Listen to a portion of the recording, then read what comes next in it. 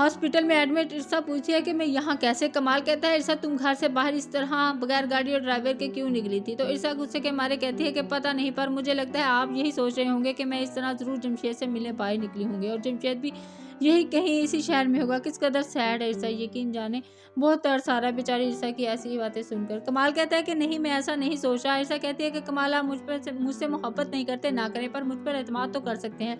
आइज़ल मुझे पसंद नहीं करती और वो मुझे घर में नहीं रहने देना चाहती और मुझे वो घर अपना नहीं लगता। आँखों से भी वो मुझे चैलेंज करती है, हर चीज़ मुझे बुराई लगती है। लगता है ऐसे ही किसी चीज़ को हाथ लगाऊँगी तो मुझ पर चोरी का इल्ज़ाम लग जाएगा। फिर फिर वो कहती है कि आप मुझे मेरे अपने के पास ले जाएँ, मुझे घर छोड़ाएँ, मैं अपने बाप से मिलना चाहती हूँ। और उसके गले लगकर रोना चाहती है। कमाल इरसा को उसके बाबा के पास हॉस्पिटल में ले जाता है, जहाँ कमाल इरसा को मुतारिफ से अकेले जाकर मिलने का कहता है और खुद बाहर बैठ जाता है। ईर्षा का बाप ईर्षा से खफा होता है, वो सारी सूरत-ए-हाल ईर्षा को बताता है और घर जाने का कहता है।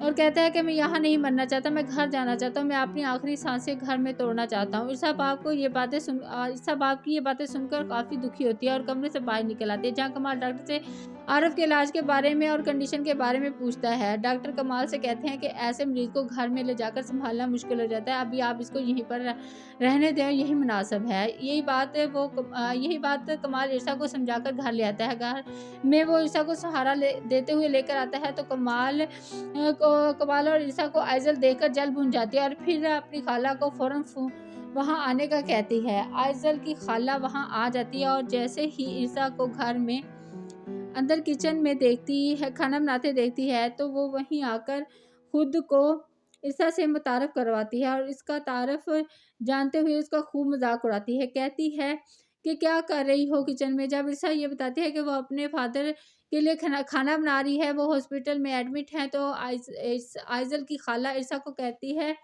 कि फ़ादर, हाँ, वही फ़ादर जो कमाल के ड्राइवर थे, एक ड्राइवर की बेटी और मेरी बहन का मुकाबला करने आई है। ये खाना चेक करवाओ। तो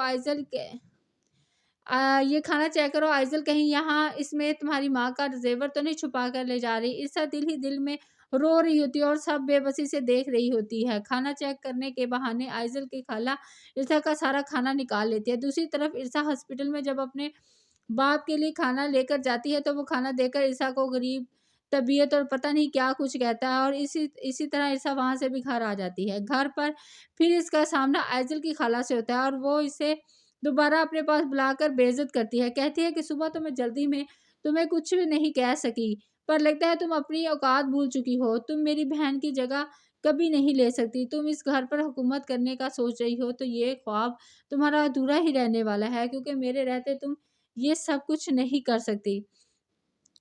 सो अपनी औकात में रहो। याद रखना कि तुम एक ड्राइवर की बेटी हो और वही रहोगी।